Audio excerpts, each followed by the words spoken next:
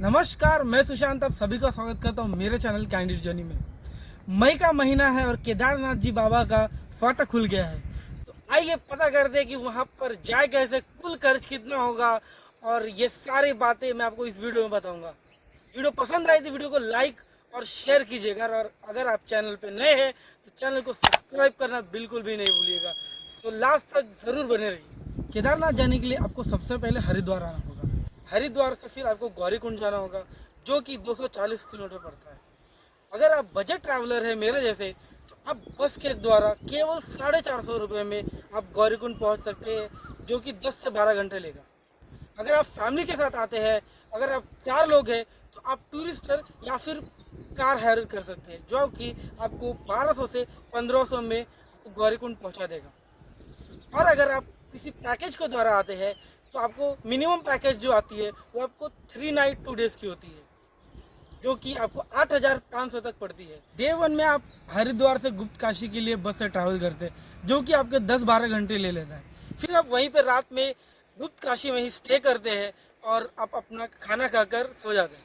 फिर आप डे 2 में आप गुप्त काशी से सोनप्रयाग और फिर सोनप्रयाग से गौरीकुंड जाते हैं, जो कि 29 किलोमीटर पड़ जाता है। और फिर उसी दिन आप गौरीकुंड से 14 किलोमीटर का ट्रैक करके आप केदारनाथ जाते हैं, जो कि आपको 7 से 8 घंटा ले लेता है। और फिर उसी दिन वापस आना गुप्त काशी में और फिर रात में स्टे करना, ये थोड़ा हेक्टिक हो जाता है। फिर आप नेक्स्ट डे जो डे 3 होता है, डे 3 में आप गुप्त काशी से हरिद्वार के लिए फिर से ट्रैवल करते हैं। तो इस प्रकार का आपका कुछ 3 नाइट 2 डे का आपका ये पैकेज 8500 का बनता है। लेकिन आप इसी को खुद से कस्टम बुकिंग कैसे करें, इसको और इंजॉयबल और मज़े के साथ कैसे करें, ये मैं आपको बताऊंगा।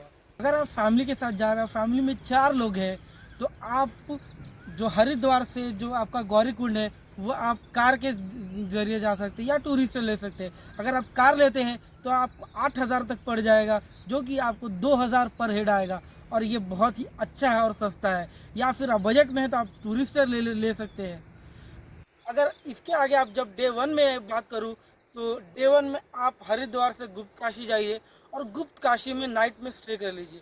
होटल का रेट बोलूँ तो 1500 के आसपास आपको होटल मिल जाएगा और खाना आपको अलग से होगा, ठीक है। फिर डे 2 में आप गुप्त काशी से गौरीकुंड जाए और गौरीकुंड से आप केदारनाथ जी के लिए ट्रैक करें, जो कि 14 किलोमीटर जैसे मैंने आपको बताया था। फिर वो आप रात में आए नहीं, वहीं पे स्टे करें, क्योंकि अगर आप जाकर आ जाते फिर उसमें मज़ा नहीं आता है। आप वहीं पे GMVN के जो कैंप्स होते हैं, जो 500 रुपये से लेकर 2600 तक या 2800 तक आपको वो रूम्स मिल जाता है। आप उसमें स्टे करें, वहीं पे खाना खा और फिर नेक्स्ट डे आप नीचे आए। रूम्स की बात करूँ तो सिर्फ प्राइवेट पर्सनल आपको कैंप्स भी मिल जाते हैं, जो कि आपको 1200 से 1500 पे मिल जाते हैं अच्छे वाले। वहाँ पे आप नाइट स्टे करें और नेक्स्ट डे आप नीचे आए। नीचे आकर गुप्त काशी में और फिर गुप्त काशी से आप अगले दिन हरिद्वार के लिए अपना जर्नी करें। जब आप गौरीकुंड से केदारनाथ जी के लिए आप ट्रैक करते हैं, तो जो ट्रैक जिनके लिए पॉसिबल नहीं है या फिर जो डिसेबल है, उनके लिए अलग अलग फैसिलिटीज़ है, या फिर जो बूढ़े हैं उनके लिए भी आप पोनी, पिट्ठू या आप हेलीकॉप्टर के द्वारा जा सकते हैं। पोनी का खर्चा आपको कुल 2300 तक 1 वे का आता है। और अगर आपको पिट्ठू की बात करूं तो आपको पिट्ठू 1 वे का 7 से 8000 रुपये लेता है।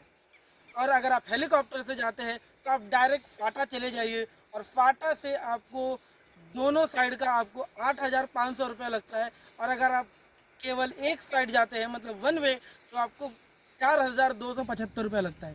तो ऐसे इन खर्च, ये आपके एडिशनल खर्च जिनको ऐड करके आप मतलब कम मेहनत में आप बाबा के पास पहुंच सकते हैं।